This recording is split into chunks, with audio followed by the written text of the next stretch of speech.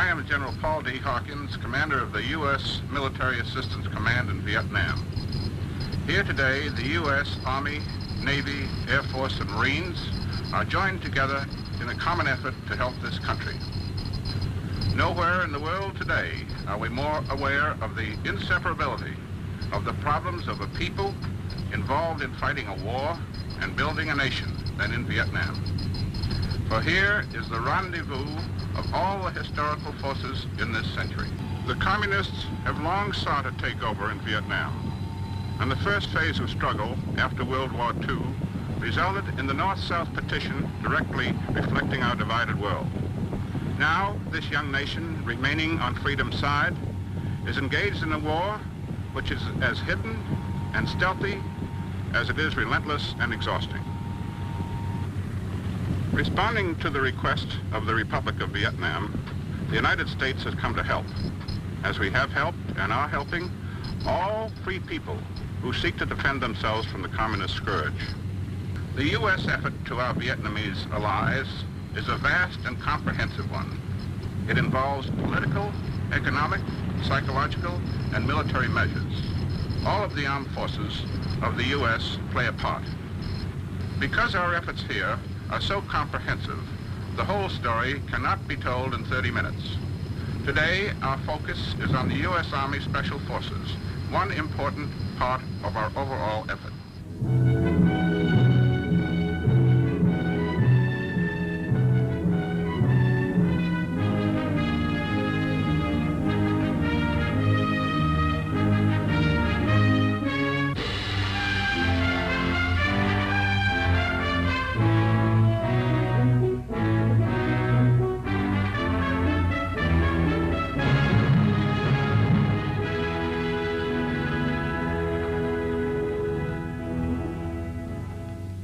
I'm James Arness.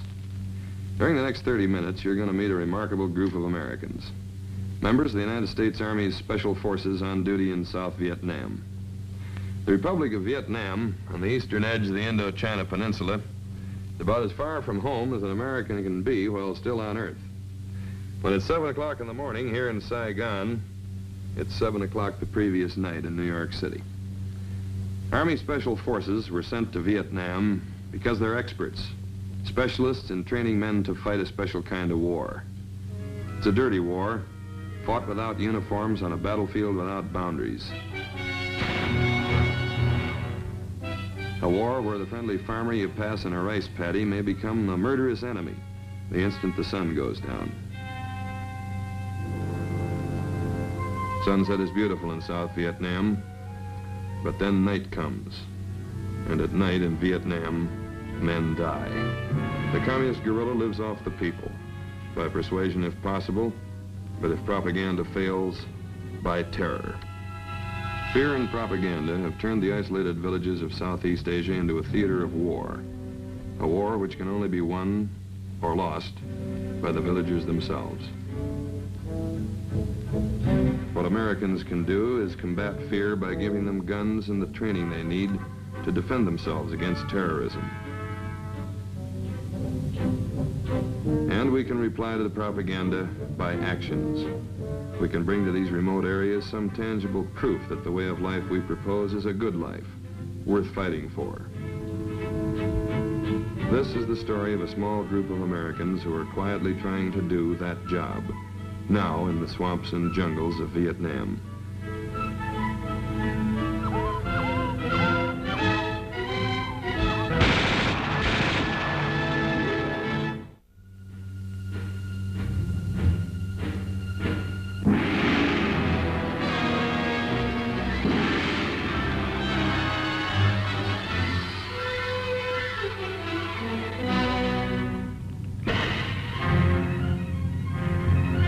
Wars come in various sizes, wearing different labels. But one thing they all have in common: the innocent suffer. The guerrilla warfare being conducted against the Republic of Vietnam by the Vietnamese communists, the Viet Cong, isn't new. We saw it with minor variations in China, in Malaya, in Greece, in the Philippines, in Cuba, in Laos. It's a kind of war which recognizes no non-combatants. In Vietnam, the communist guerrillas promise progress, yet their favorite targets for assassination are school teachers, doctors, engineers, anyone trying to do today what they promise for tomorrow. Life will be lived on their terms or not at all.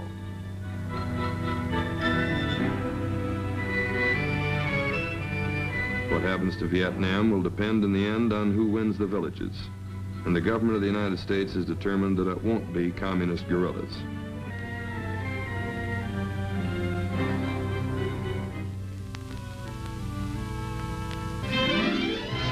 This is Major General William B. Rawson. He was then a brigadier on a recent visit to a strategic village high in the mountains of central Vietnam. As special assistant to the Chief of Staff for Special Warfare, he has come to inspect the village defense system, established here by a 12-man Special Forces team, a handful of Americans who in a few short months have converted a remote guerrilla-infested highland plateau into a major training center of anti-communist tribesmen.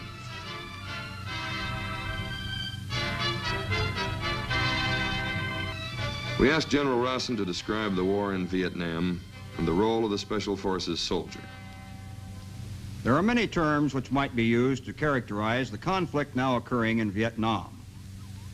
For the general public, the best known probably is guerrilla warfare. However we refer to it, there can be no question that armed insurgency on a large scale is taking place aimed at the destruction of a people's national independence. It is the policy of the United States government to advise and assist the people of the Republic of Vietnam in their struggle to defeat the communist insurgency which strives to eradicate their freedom. The American soldiers you will see in this film are part of our assistance effort. As members of the U.S. Army's Special Forces, they are among the most highly trained military personnel the world has known. Each of them has been trained in a variety of skills which in more conventional organizations would be distributed among 2 or more individuals. These soldiers possess the capability of going to remote, primitive regions of the world to live with the people, eat their food or share their lack of it, learn their language, their customs and taboos, and win their confidence and respect. The future of such areas as Southeast Asia ultimately may be determined by events taking place in remote jungle villages which appear on no maps, by acts of violence occurring only under the cover of darkness, by wars which can be won or lost before the world is aware that a war has even begun. This film documents a small part of what the armed forces, and particularly your Army, is doing to assure that such conflicts, wherever they may be forced upon us, can be resisted successfully by ourselves and our allies.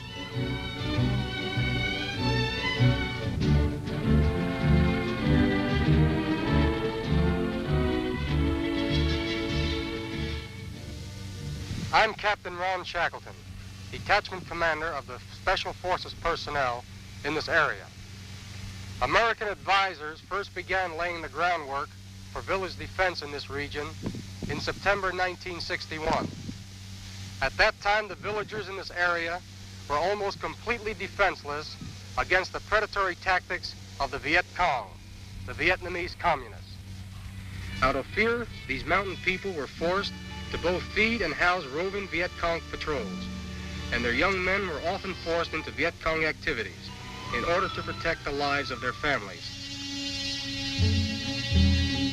Our effort during the months we have been here have been to teach the mountaineers, who call themselves the Rade people, that they are capable of defending themselves against such tactics, that they need not be afraid. We have shown the Rade how to build stockade-type fences and how to maintain 24-hour security.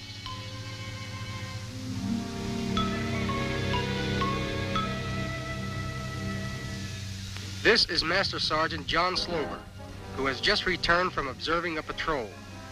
Through an interpreter, he will comment on his observations. We tell the patrol that they did a very good job today. There's just one point I want to stress. Some carried their weapons down like this.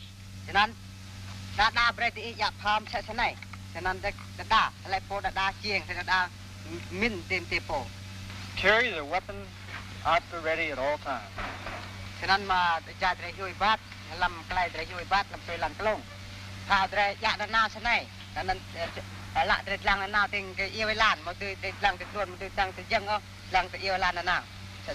Where their eyes are, so is the muzzle of their weapon.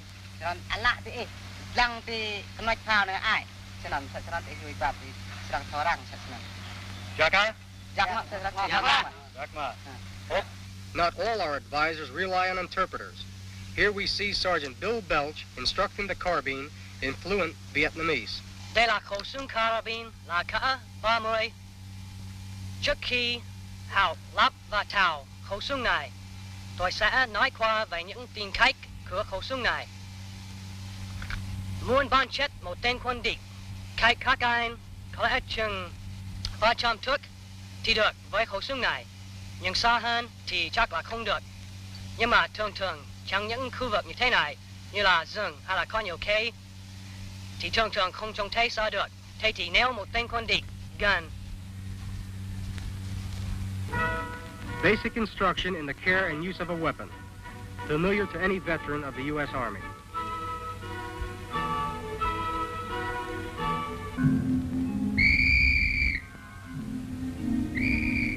In this class, one of our raw day instructors is teaching his men a technique in search and seizure for arresting Viet Cong agents.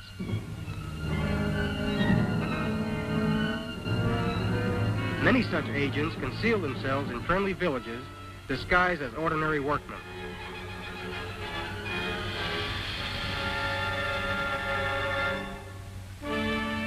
These men are from surrounding villages. They have come to our village seeking training which will enable them to provide their own defense against guerrilla bands.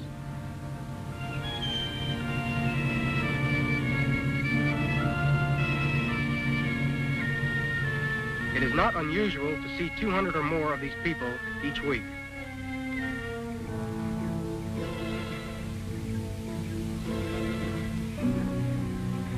Outside the village gate is a sign which says, "Here, no Viet Cong need apply for rice or any other assistance, that this is a free village which is no longer afraid." We have taught our friends small unit tactics and given them modern equipment with which to defend themselves. People who once defended their freedom with the crossbow are now learning to use rifles, submachine guns, and grenades.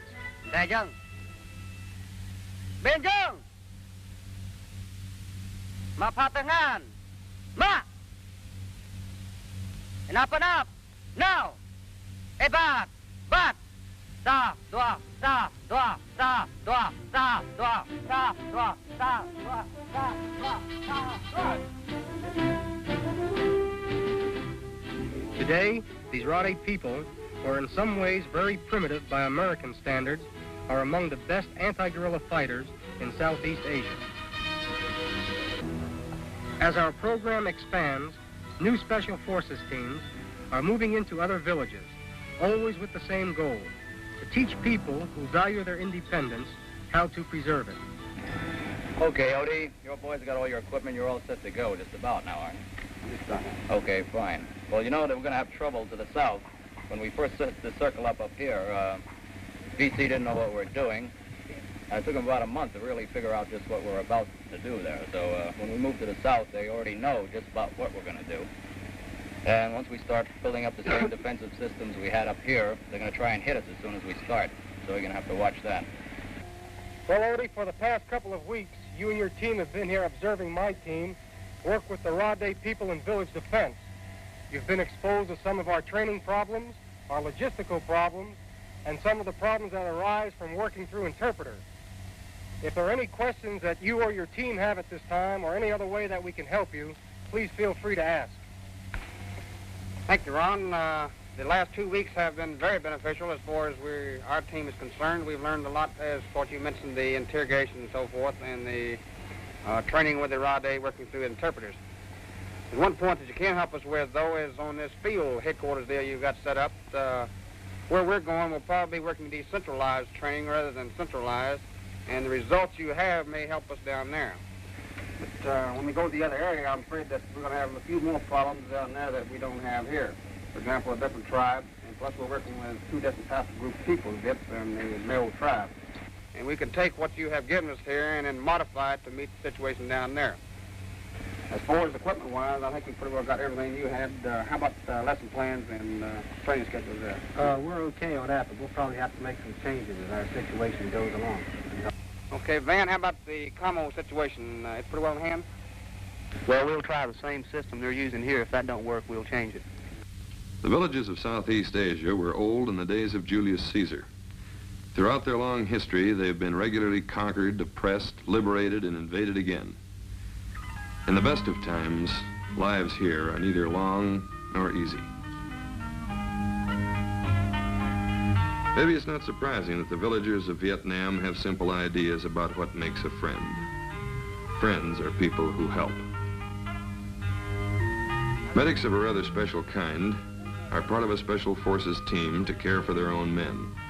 But in isolated, often disease-ridden hamlets where no doctor has ever gone, a special forces medic with his extensive specialized training may be the only contact with modern medicine the people will ever have. Okay. I'll give you this slip here. Write down the medicine and you can pick it up. The use of military personnel to win friends as well as to fight is gaining ground in Vietnam. A villager is likely to be more interested in a new roof for his house than in the outcome of the Cold War or the threat of communism. The training and advising of Vietnamese civic action teams for work in the villages of Vietnam may be one of our major contributions to the defeat of communism in Southeast Asia.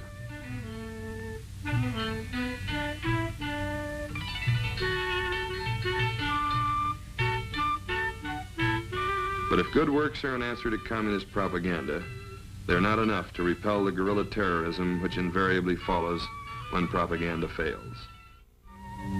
This is the village of Hoc Thien, near the coast of the South China Sea.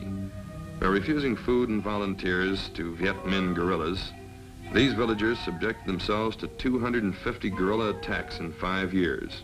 That's an average of 1 a week. They're about to show an American visitor how they survived. A typical alert, which here is more often real than practice.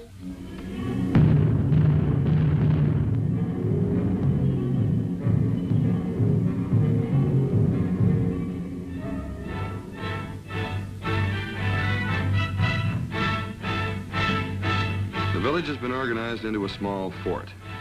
When the alert sounds, every man, woman, and child has either a place to hide or a post to defend. They've defended it so well that guerrilla attacks have virtually ceased. The price of extorting food and supplies has become too big for the guerrillas to pay. And it's worth remembering that they did this all on their own. Americans are now giving them weapons and technical advice.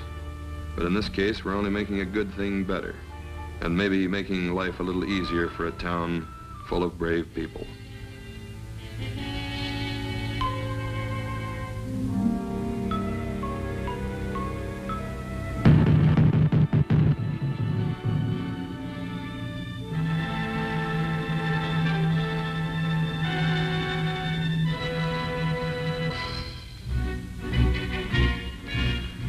All the bravery in the world won't win a war from behind a stockade fence. Sooner or later, you have to take the fight to the enemy, whether he's an army or only a band of guerrillas prowling the surrounding jungle. At a Special Forces training camp outside Saigon, volunteers from the village of Hoc Thien are training to carry their war outside the gates.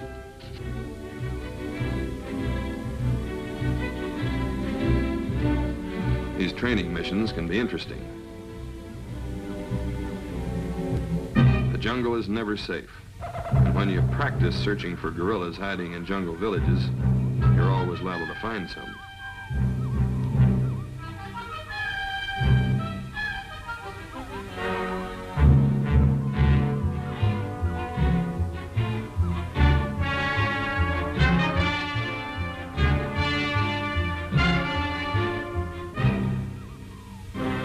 In this school, nobody has trouble keeping the students awake. A moment's carelessness can lead to disaster.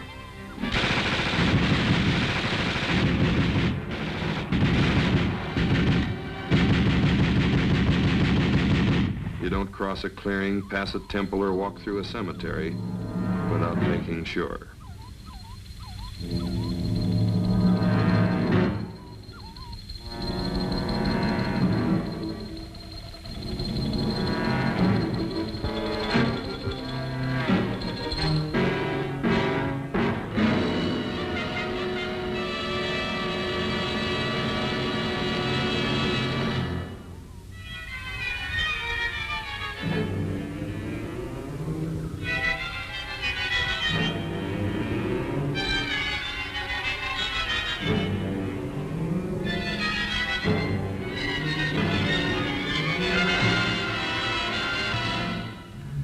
Natives of the Vietnamese highlands have nothing to learn from Americans about jungle living.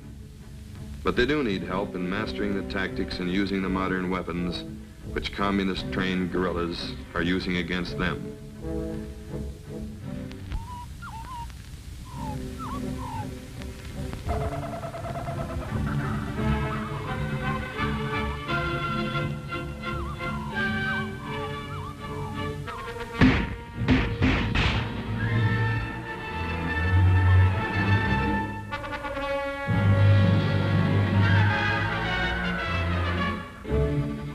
Like mountain people everywhere, they are natural soldiers who learn fast.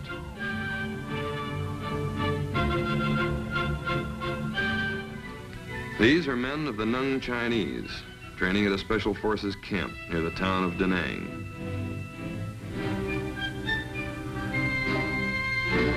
They're already some of the most experienced anti-guerrilla fighters in Southeast Asia. In 1954, 25 of these same men turned back an assault by 1,000 Viet Minh soldiers, killing 600 in the process. These are mountain people of the Katang tribe. They and their U.S. instructors are drawing rations of dried shrimp and rice for a week-long jungle patrol. A joint training exercise with soldiers of the regular Vietnamese army, it will have the added practical advantage of making life difficult for a battalion of Viet Cong guerrillas who happen to be using the same jungle. The main problem in taking the fight to the guerrillas in Vietnam or anywhere else in Southeast Asia is terrain. Ordinary means of travel are too slow to counter the hit-and-run tactics of communist guerrillas. One answer to that problem is the helicopter.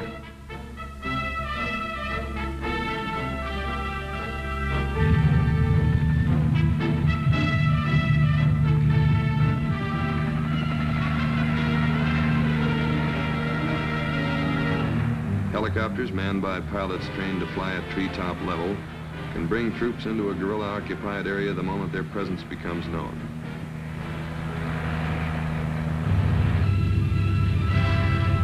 The helicopter also increases the staying power of the anti-guerrilla patrols. With fresh supplies of food and medicine available in the heart of the jungle itself, patrols like these can cover a lot of territory, stay until they find what they came for.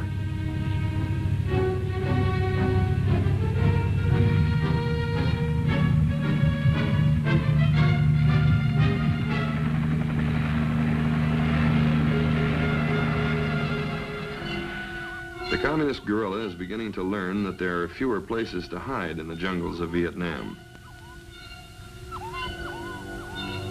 Some of the Viet Cong guerrillas are hardcore communists, prepared to die for a cause in which, unfortunately, they sincerely believe.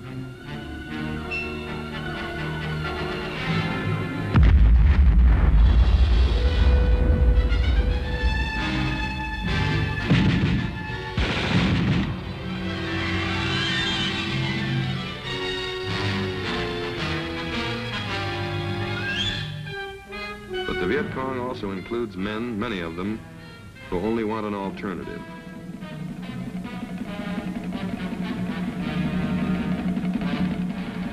Men like this young Rade tribesman, who a few days ago deserted the guerrillas and came to a special forces team seeking protection. His name is Trung, 22 years old. How long has he been with the VC? Damlan at Hong Vietnamese. He has been with the VC 2 months since January. Why did he join the VC? Singak klay na Dok Vietnamese.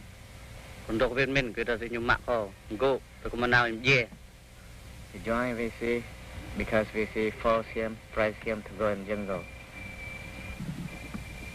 Why did he desert the VC? Singak klay kelah duit mang Viet Cong. He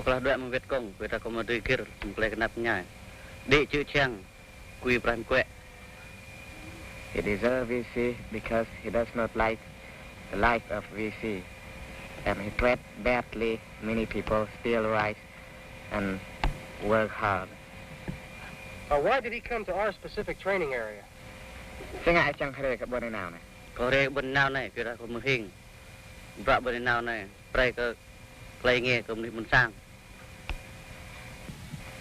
He come here because he know that program in Buenos now is for Rade people and for Rade benefit, and he want to work here to help Rade people to have better life.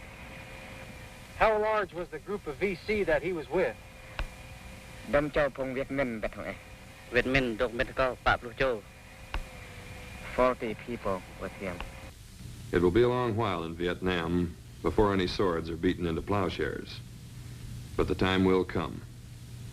What the people want is peace. Peace and a chance for a better life.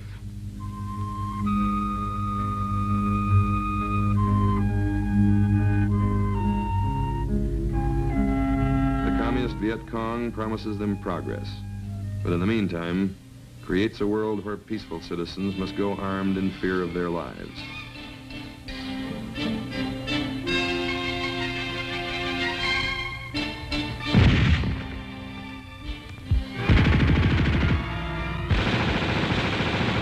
What the Viet Cong guerrilla really wants is power. What he can't control, he tries to destroy. In South Vietnam, the old promises don't work as well as they used to. And so the guerrilla resorts more and more to terrorism, is at war with his own people.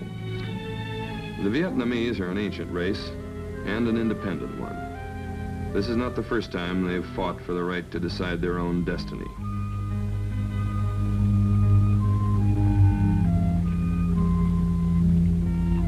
For 2,000 years, they've defended that right against all the emperors of China, against the cavalry of Kublai Khan, against modern armies using machine guns and airplanes. Given time, they will send today's would-be oppressors to join the others in defeat. Our purpose in Vietnam is to give them that time.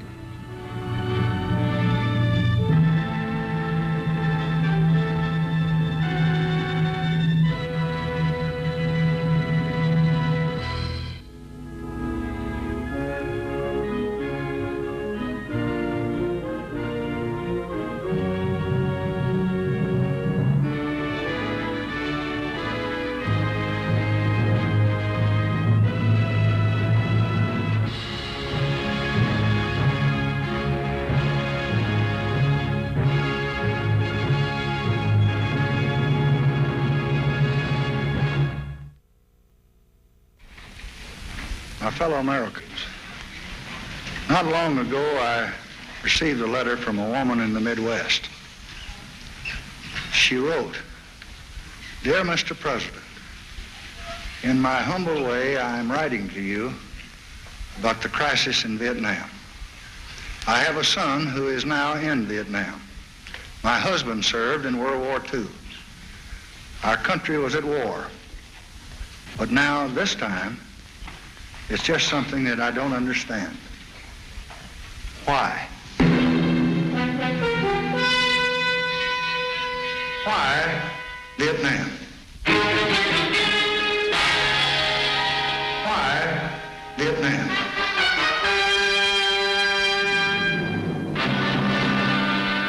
Why Vietnam?"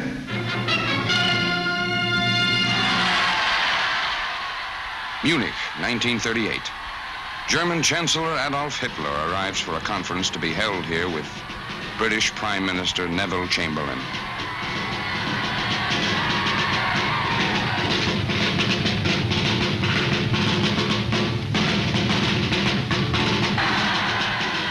This meeting will long be remembered, for it opens the door to the dreams of dictatorship. We regard the agreement signed last night and the Anglo-German naval agreement as symbolic of the desire of our two peoples never to go to war with one another again. Peace in our time. A shortcut to disaster. But even then, this was no new lesson. It had stared us in the face with Mussolini in Ethiopia.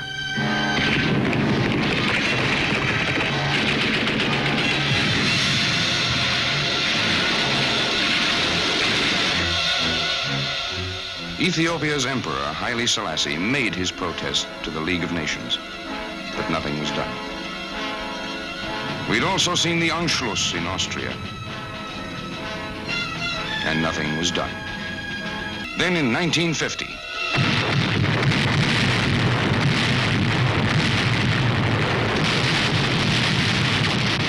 aggression was again unleashed, this time across the 38th parallel in Korea. But free men had begun to learn the lesson, and something was done.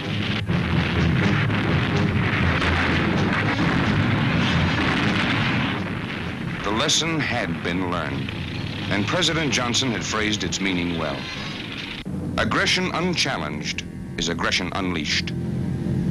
Why must young Americans, born into a land exultant with hope and with golden promise, toil and suffer and sometimes die in such a remote and distant place? The answer, like the war itself, is not an easy one, but it echoes clearly from the painful lessons of half a century. 3 times in my lifetime, in 2 world wars and in Korea, Americans have gone to far lands to fight for freedom.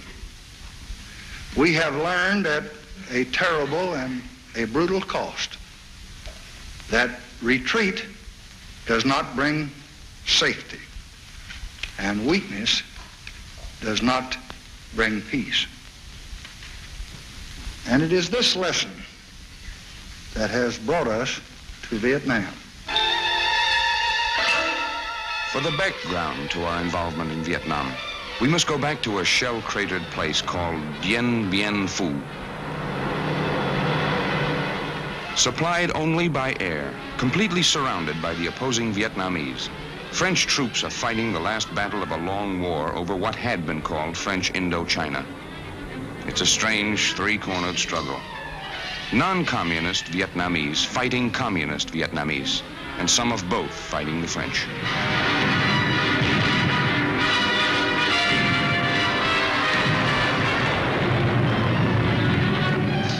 By 1954, the inevitability of French defeat has become clear.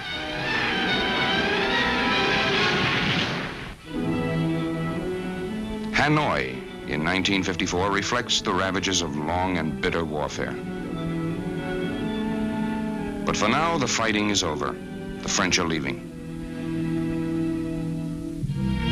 The Red Star flies over Hanoi as the communist forces move in.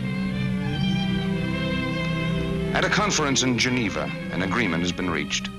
It divides Vietnam into North and South, turns over the North to the communists, and marks the end of French colonial rule. The agreement also provides the machinery for bringing true peace to Vietnam, if the communists act in good faith. This is a bright victory for the communist world, and there are smiles. But not on the faces of the more than 1 million Vietnamese who desert their homes and flee southward rather than live under a communist regime. From then to now, the basic story of United States help to Vietnam is simple. The communists have steadily increased their pressure on South Vietnam. South Vietnam has asked for greater support to resist that pressure and has received it. So increasing communist aggression has called forth increases in the scope of United States counteraction. But United States policy has remained the same. We are committed to helping a free people defend their sovereignty. Let us trace the history of that commitment.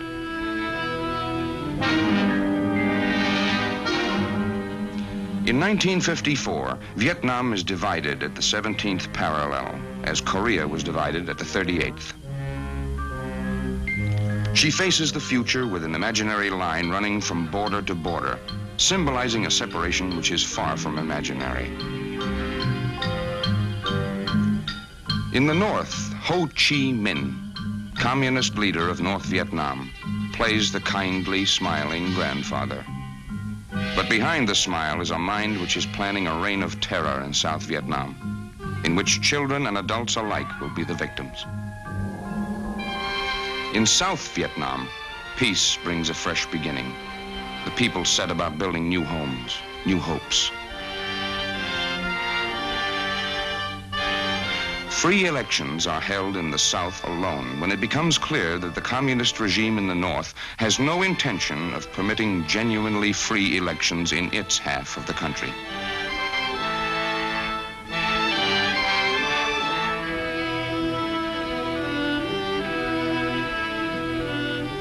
Also in 1954, President Eisenhower pledges economic aid to assist the government of Vietnam in developing and maintaining a strong, viable state, capable of resisting attempted subversion and aggression through military means.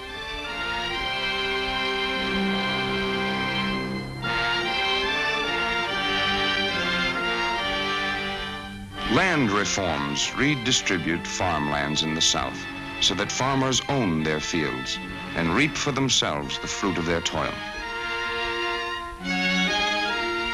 With American economic aid, the South begins to prosper, and the hopes of the people are for peace.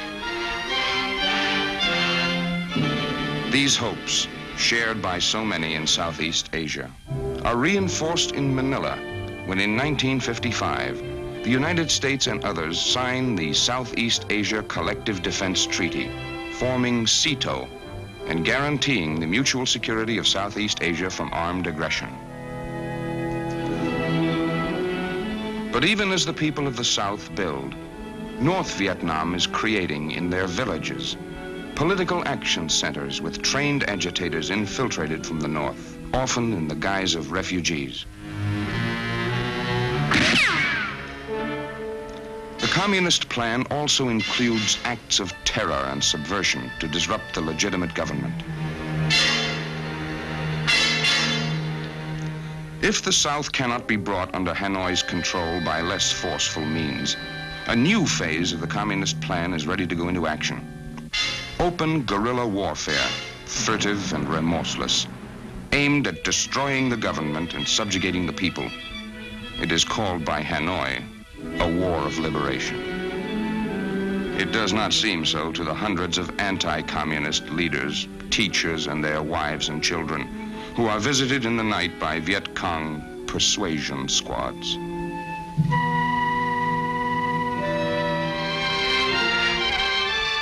This is the prize the communists are after. South Vietnam, rich in rice, and standing at the gateway to the rice-rich nations of Cambodia, Laos, Thailand, Burma, and East Pakistan. And the Asian communists have said, a grain of rice is worth a drop of blood.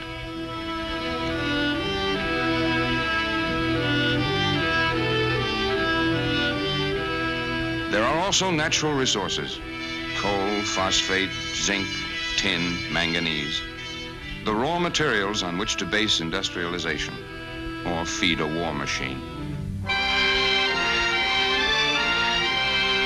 Natural rubber. South Vietnam has this too. And the latex processing facilities which make of raw rubber the vitally important material it is in today's world. This then is another aspect of the South Vietnam which the North covets. A nation moving toward greater industrialization. A rich prize indeed in the eyes of communist strategists. At Gettysburg College in 1959, President Eisenhower clearly recognizes the danger.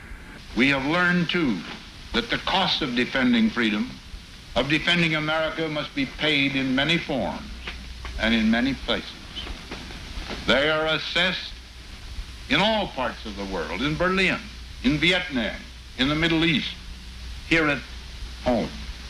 Unassisted, Vietnam cannot, at this time, produce and support the military formations essential to it. Military, as well as economic help, is currently needed in Vietnam. By 1960, every area of life in the South has become a combat zone.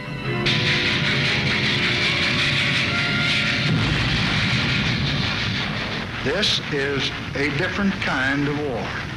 There are no marching armies or solemn declarations. But this is really war. It is guided by North Vietnam and it is spurred by Communist China. Its goal is to conquer the South and to extend the Asiatic dominion of communism. And there are great stakes in the balance. No people see this more clearly than the embattled, hard-pressed Vietnamese. By 1961, they send out an urgent call for help. The answer to that call is prompt in arriving.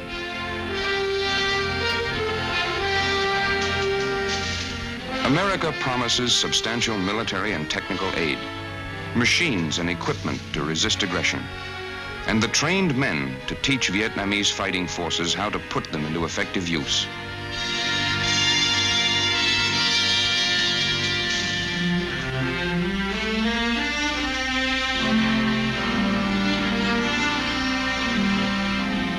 The American advisors are specialists, highly trained and motivated, often able to speak to trainees in their own language.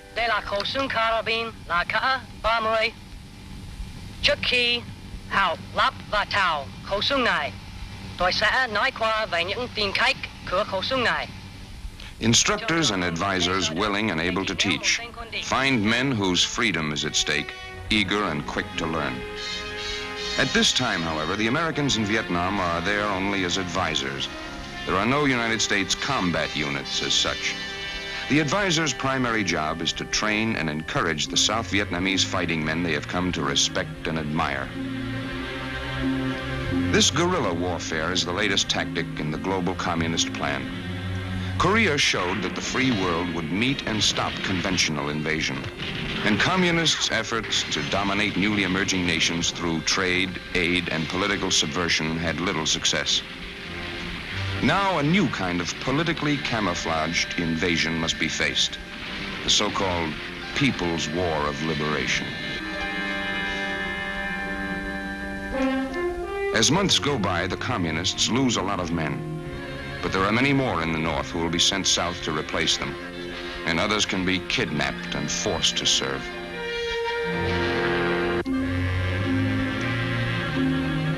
Meantime, in addition to training Vietnamese fighting men, American advisor teams are working constantly to help relieve the human suffering of remote villages.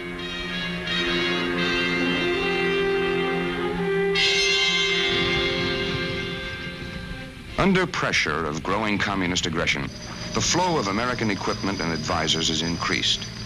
It is the only means of meeting the rising tide of infiltration and attack from the north, especially since aggressive guerrillas with no citizenry to protect can tie up forces 10 times their own number.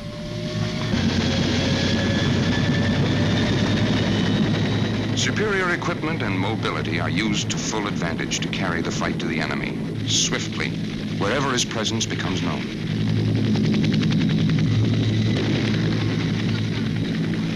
The Vietnamese soldier is quick to grasp the techniques involved in copter-borne counteraction to guerrilla raids on country villages, and he uses his new knowledge well.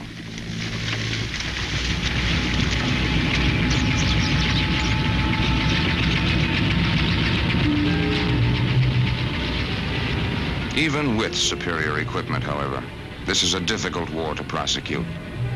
There are no front lines here. The war is everywhere, against an enemy that is seldom clearly seen. In these scenes of casualty evacuation, the enemy is not far away, certainly within shouting distance. The enemy is not seen, but American and Vietnamese fighting men bear on their bodies the painful evidence that he is still here, still determined, still deadly.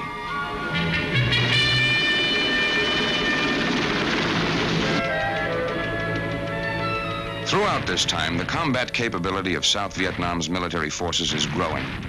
American advisors work to bring the level of training and combat readiness of these forces as high as possible. But as North Vietnam continues to send in fresh cadres, there is a growing need in South Vietnam for fighting men. The losses suffered by the South in combat are cruelly heavy for a nation whose population is no larger than that of New York State.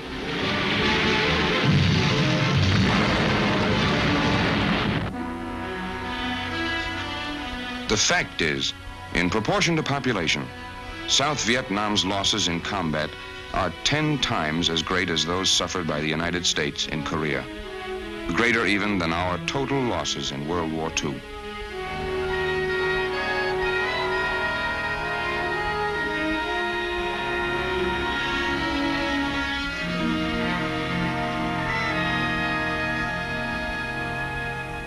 Then in August of 1964, the Communists again enlarged the scope of the conflict.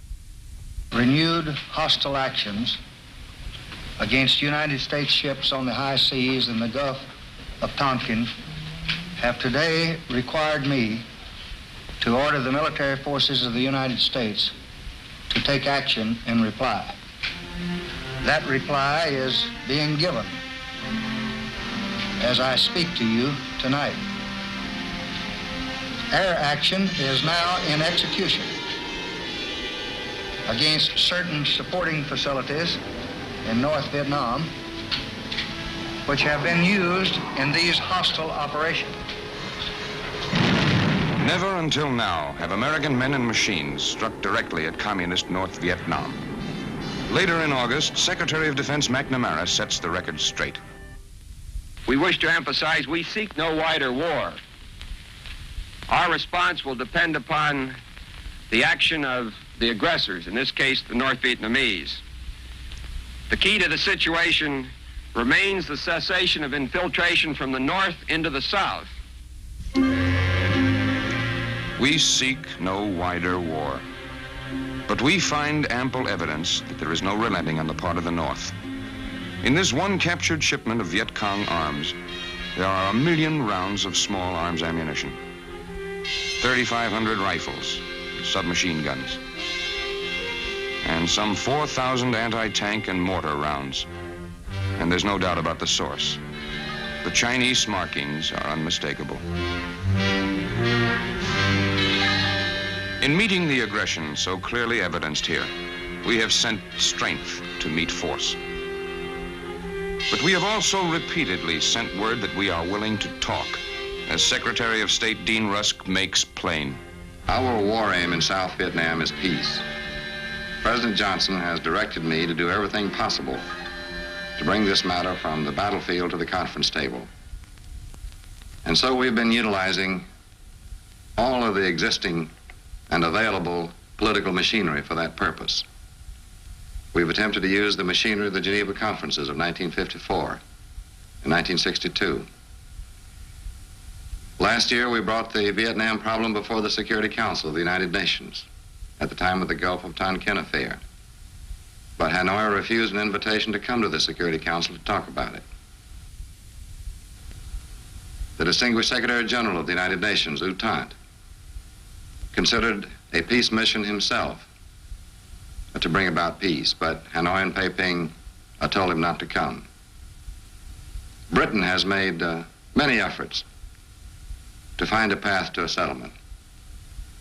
First, by working toward a new conference in Geneva, and then by a visit of one of their senior statesmen, Mr. Patrick Gordon Walker. But the effort for a Geneva conference has thus far been blocked, and Mr. Gordon Walker was told that he should stay away from Hanoi and Peiping. The Commonwealth attempted to send a committee of the Commonwealth to various capitals to explore the possibilities of peace. We welcomed that initiative, but Hanoi and Peiping told them not to come. We made a number of efforts on our own, both publicly and privately. President Johnson in Baltimore, for example, offered unconditional discussion with the governments concerned. But Hanoi and Peiping called this offer a hoax. 17 non-aligned nations publicly appealed for a peaceful solution by negotiations without preconditions. We welcomed this proposal, but it was rejected by Hanoi and Peiping. The distinguished President of India made a constructive suggestion that there be an end of hostilities and an Afro-Asian police force established in Vietnam. To us, this proposal was full of interest and hope. But by Hanoi and Red China, it was rejected as a betrayal. So all of these abrupt and violent rejections of peaceful settlement are just what they appear to be. Clear proof that Hanoi is not yet prepared for discussions, unless it be accepted in advance that South Vietnam be subjected to communist domination. And so the record seems very clear to us. Hanoi is presently resisting the road to peace. Peiping, even more so. The declared doctrine and purpose of the Chinese communists remain clear: the domination of all of Southeast Asia. And indeed, if we listen to what they're saying to us, the domination of the great world beyond. The United States will continue to make every effort toward reasonable negotiation, and there can be no doubt as to our intention. We do not seek the destruction of any government, nor do we covet a foot of any territory. But we insist, and we will always insist, that the people of South Vietnam shall have the right of choice, the right to shape their own destiny in free elections in the South or throughout all Vietnam under international supervision. And they shall not have any government imposed upon them by force and terror, so long as we can prevent it. We do not want an expanding struggle with consequences that no one can foresee, nor will we bluster or bully or flaunt our power. But we will not surrender, and we will not retreat. The answer to American offers to move from the battlefield to the conference table continues to come in the form of high explosives aimed at American air bases and other troop installations in the South, including the barracks of American servicemen.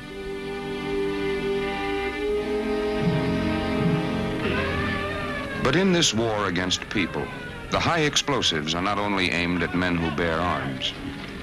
The American embassy in Saigon itself becomes a grim battleground scene as Viet Cong terrorists single it out for a bomb attack.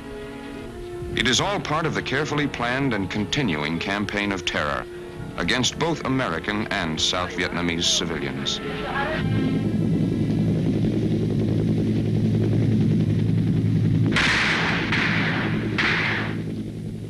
Increasingly now, Americans are functioning directly in the fight for freedom in this far, foreign corner of the earth.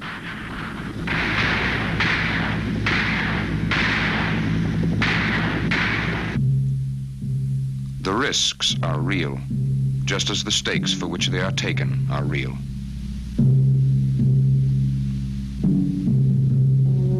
But Americans risk and sometimes give all that they have half a world away from home, because they know that once again, half a world away has become our front door. If freedom is to survive in any American hometown, it must be preserved in such places as South Vietnam. And as President Johnson has pointed out, it is up to us. Most of the non-communist nations of Asia cannot by themselves and alone resist the growing might and the grasping ambition of Asian communism. Because this is true, and because we are a nation which honors its commitments and a people committed to our honor. We intend to convince the communists that we cannot be defeated by force of arms or by superior power.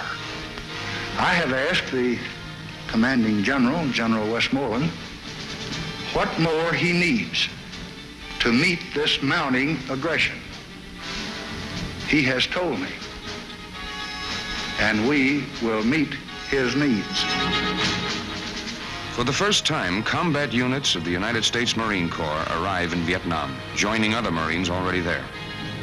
It is the first time that Marines in full combat gear have hit the beach in an active combat zone since Korea.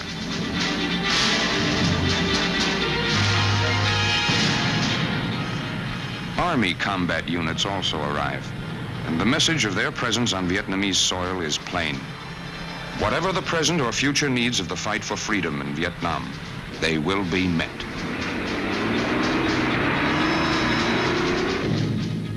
American forces in Vietnam know that the communists' so-called War of Liberation is no less a form of aggression than was the conventional attack in Korea.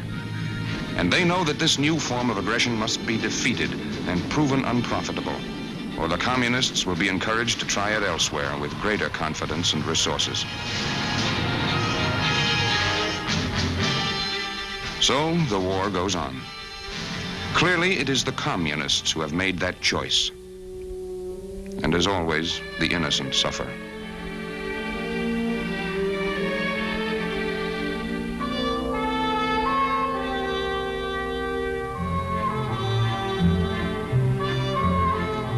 For the children of Vietnam and of all Southeast Asia, the future is in the balance.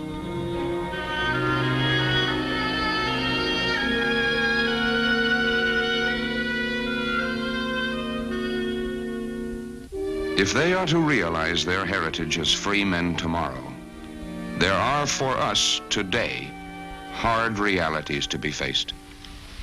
I do not find it easy to send the flower of our youth, our finest young men, into battle. I have seen them in 1,000 streets of 100 towns in every state in this union, working and laughing and building and filled with hope and life. But as long as there are men who hate and destroy, we must have the courage to resist. We did not choose to be the guardians at the gate, but there is no one else. Nor would surrender in Vietnam bring peace, because we learned from Hitler at Munich that success only feeds the appetite of aggression. Moreover, we were in Vietnam to fulfill one of the most solemn pledges of the American nation. 3 presidents, President Eisenhower, President Kennedy, and your present president, over 11 years have committed themselves and have promised to help defend this small and valiant nation. Strengthened by that promise, the people of South Vietnam have fought for many long years. Thousands of them have died. Thousands more have been crippled and scarred by war. And we just cannot now dishonor our word, or abandon our commitment, or leave those who believed us and who trusted us to the terror and repression and murder that would follow. This then, my fellow Americans, is why we're in Vietnam.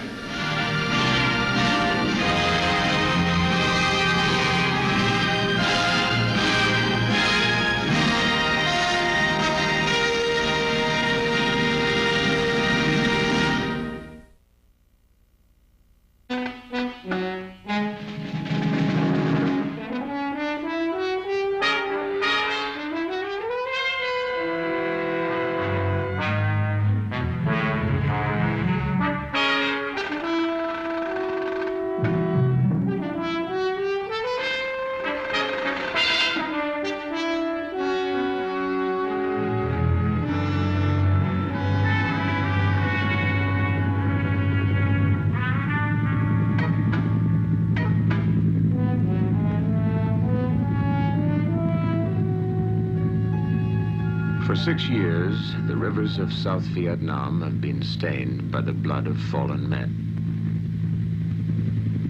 The people's hope for peace lost in a fog of war. The land is part of the reason. In a good year, the river deltas yield a surplus of 350,000 tons of rice. Some of the richest earth in Asia.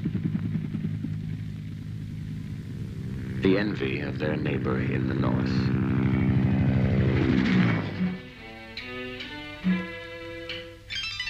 For centuries, ancestral tombs have watched over the harvest. A family works the land of their father's father.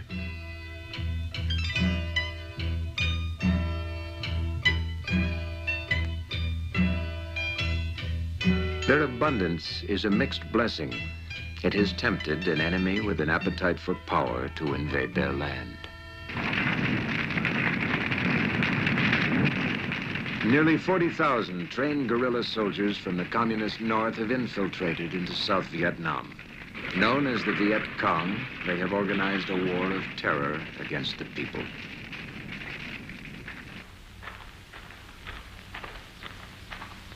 After 6 years of war, South Vietnamese soldiers are still trying to defend their border against North Vietnam.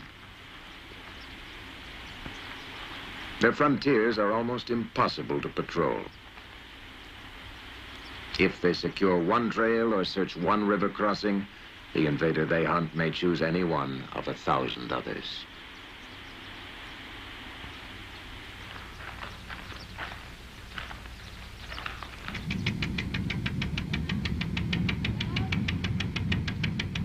At sea, the South Vietnamese Navy has been forced to defend a coastline nearly 2,000 kilometers in length.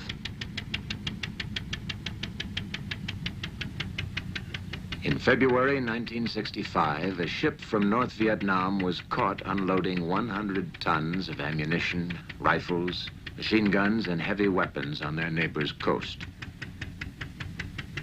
Yet for every ship that can be stopped, others escape the net.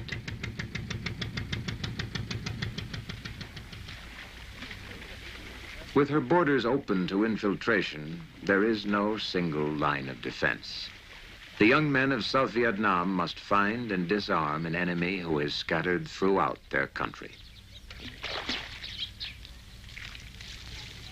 The captured weapon is a submachine gun of communist design, the coat of arms for a new doctrine of aggression. For despite agreements promising peace, North Vietnam proclaims the right to make war on its non-communist neighbor. Their main target has been the civilian population. In the past 5 years, the Viet Cong have killed and wounded tens of thousands. Their memory haunts every village in South Vietnam.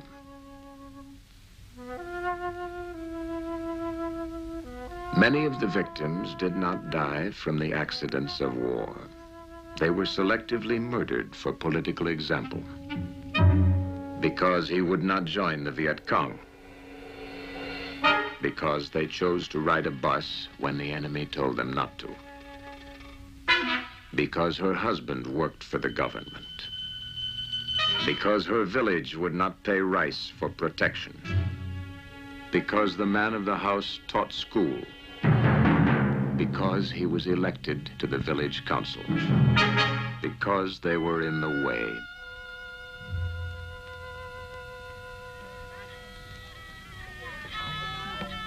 For 6 years, the people of South Vietnam have buried the victims of aggression. Their villages are infected by a network of terrorist agents. Those who oppose the Viet Cong are reported, and murder squads come by night to kidnap and kill.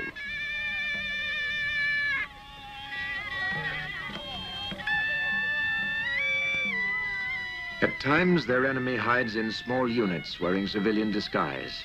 At times, he assembles in regular battalions to attack their villages. In much of the countryside, the Viet Cong have built a wall of terror between the people and their government.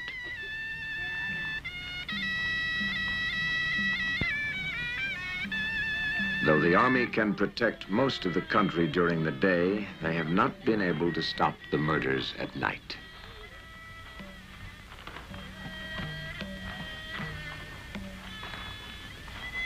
Yet, after 6 years of war, the continuing surprise is not how many are afraid, but how many continue to fight. There are millions with the best of reasons, a majority of Buddhists who despise the war but demand the right to be left in peace, 1 million Catholics whose families fled from the communist North, people with small farms who, according to the Viet Cong, deserve to die.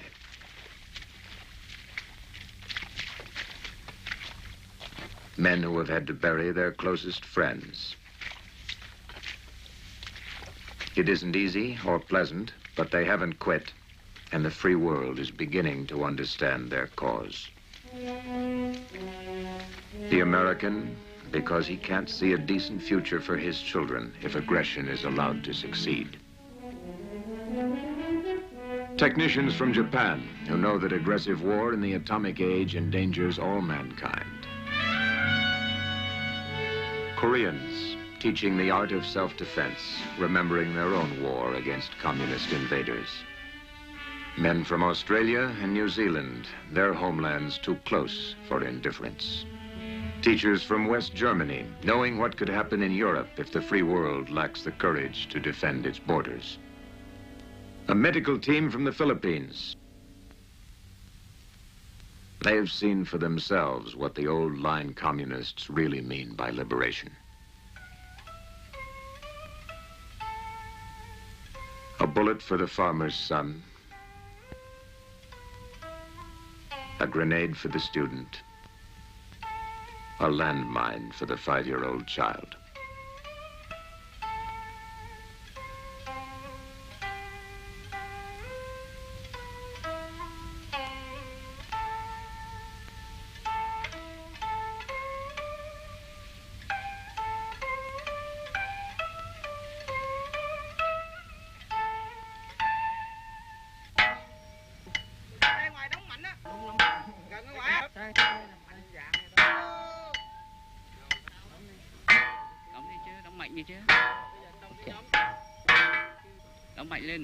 In spite of terror, the people are still trying to secure their country. They've made mistakes and there have been failures. But they have begun to build a frontier they can defend, one village at a time.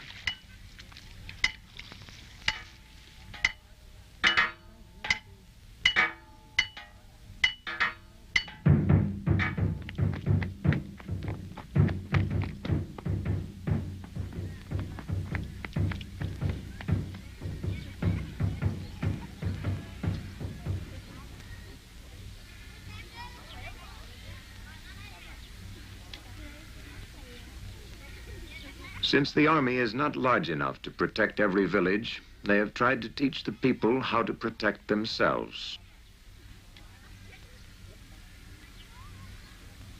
The amateur soldiers are sometimes no match for enemy battalions. But with the lives of their children at stake, they have never stopped trying.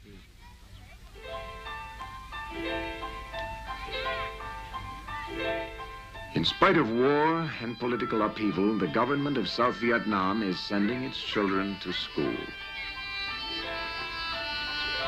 In fact, there are more schools and teachers now than at any time in their history. They teach at the risk of their lives. Their students are as serious about education as any on earth.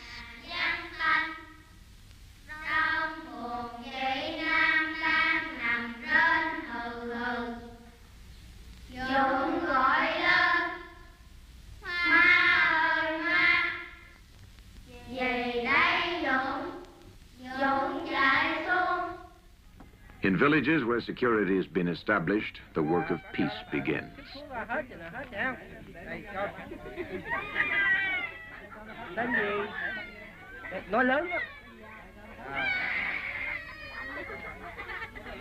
To people in need, the government doctors are heroes. One reason why the enemy marks them for assassination. For the rice farmers, the government provides cheap insecticides and fertilizer. Left in peace, South Vietnam could double its rice harvest. They have learned the use of modern technology and keep a set of modern tricks under their ancestral hats.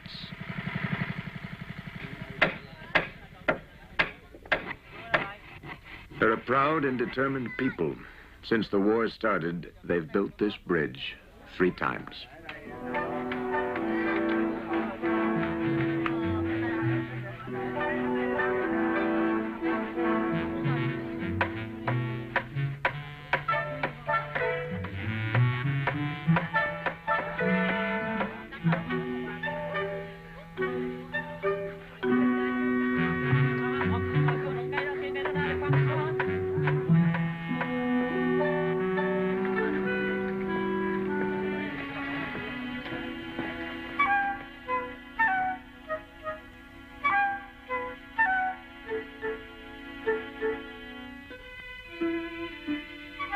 In areas that are secure, the people have begun to use their rights and choose their leaders. Elections on the village level combine the traditions of their elders with the ideas of the free world they would like to live in. Many of their young men have paid the price of battle for the right to make their own choice about the future.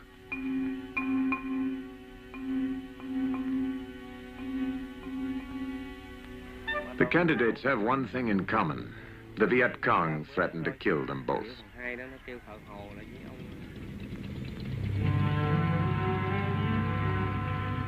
In a land where there are hundreds of rivers and canals, a sense of personal freedom is part of their tradition. The people are accustomed to going where they want to go, when they choose.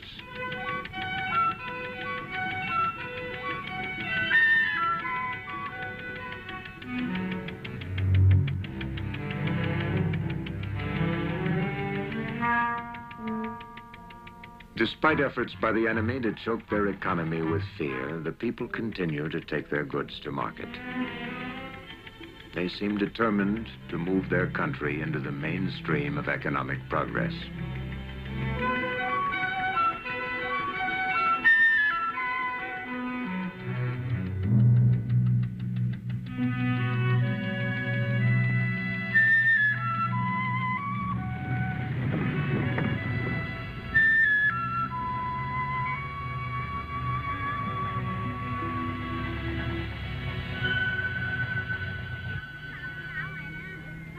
Pineapple on a stick, peanuts in a cone, food is still plentiful and cheap. And though life is not easy, very few people go hungry. Along major roads, the signs of their continuing progress are obvious.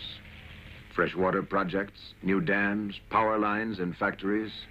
According to the experts, these people are on the verge of major economic growth, provided they are left alone to work in peace.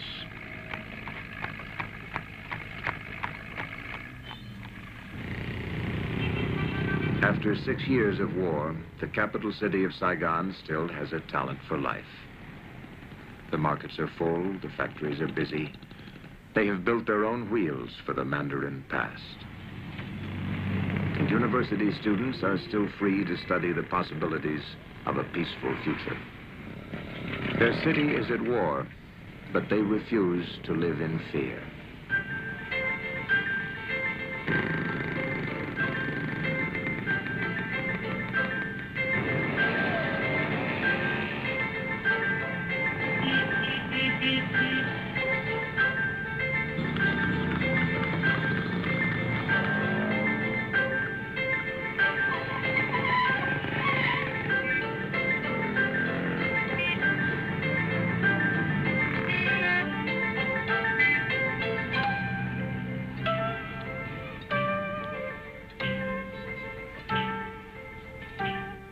They have been literate and cultured people for centuries.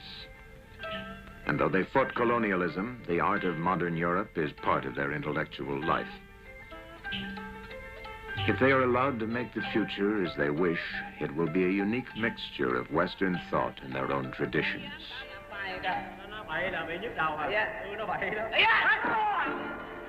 Like the popular theater, where the action is as universal as human feelings.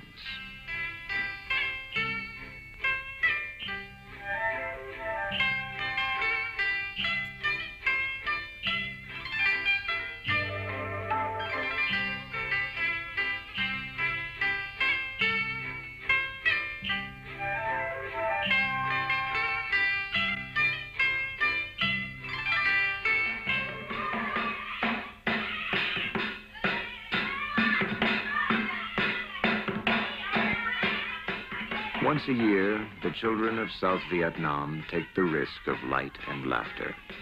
They celebrate a mythical journey to the moon. Armed with sugar cakes and paper lanterns, they defy the terrors of the communist night.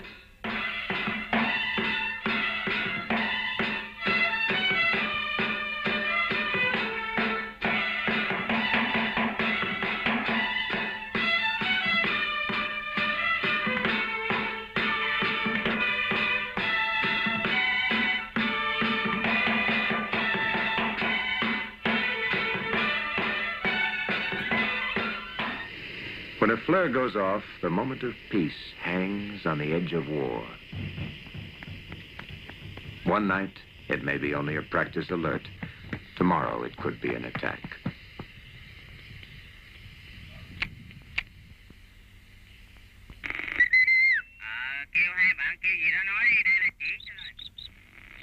The night will flame with the signal to friendly planes. Children will cry at the sudden noise. Men will hope they live till morning. For 6 years, every village in South Vietnam has lived with tension and one fearful question. Will the killers come tonight?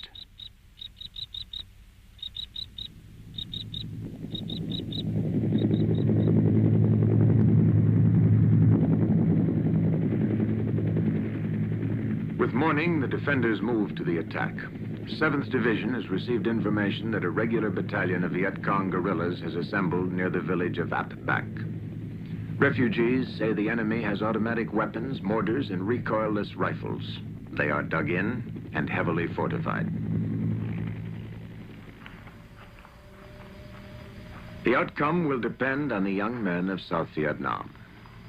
Their pay is low, furloughs infrequent, and they have suffered more than 50,000 casualties in the last 5 years. On this morning, however, there will be no substitute for their courage.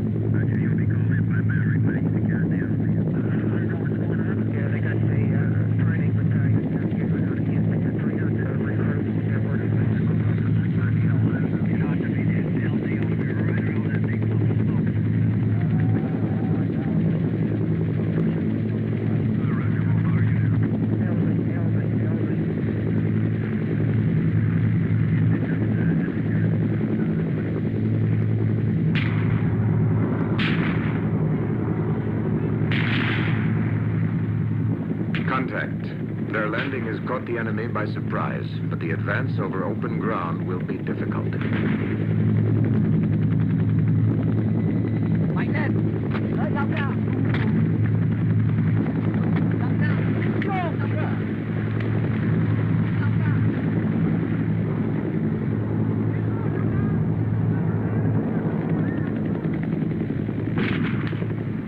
Airborne troops in blocking position, a force of armored personnel carriers has come up to make the first assault.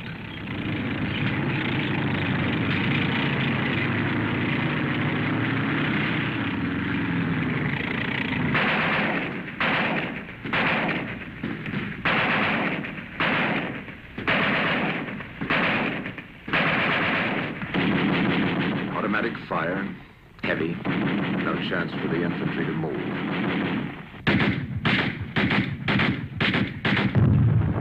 The enemy has hit one carrier with a recoilless rifle. The first platoon is pinned down.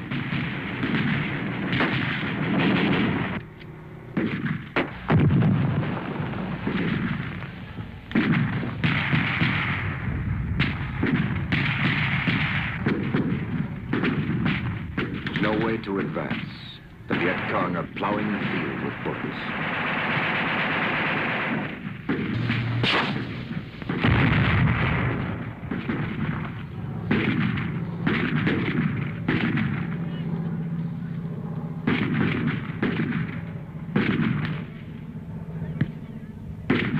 Their uniforms blackened by fire and mud, the young men of South Vietnam are paying a high price this morning for their right to be left in peace.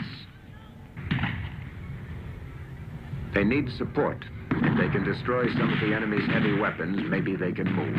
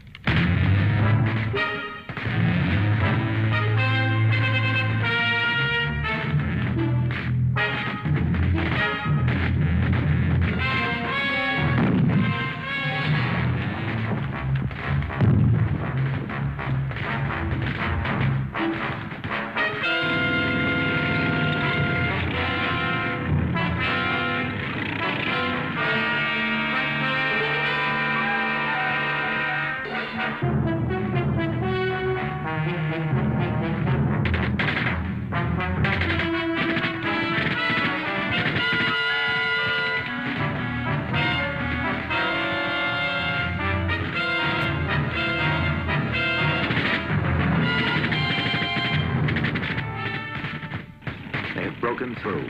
The Viet Cong are trying to escape.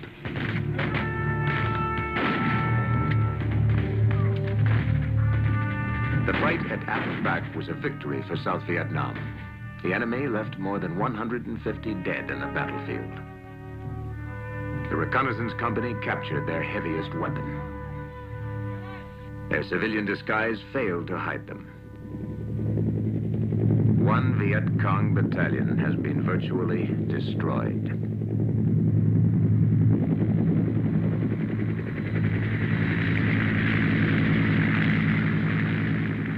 By military standards, government casualties were light. But that's small comfort to the men who have been hit.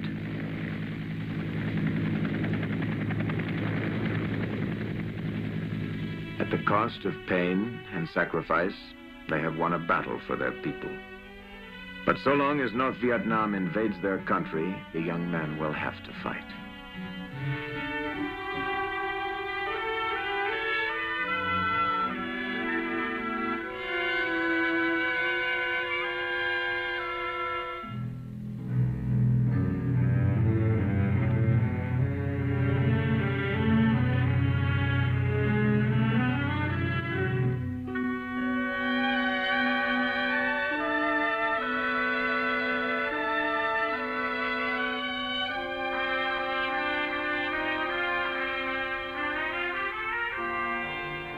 The fence still holds.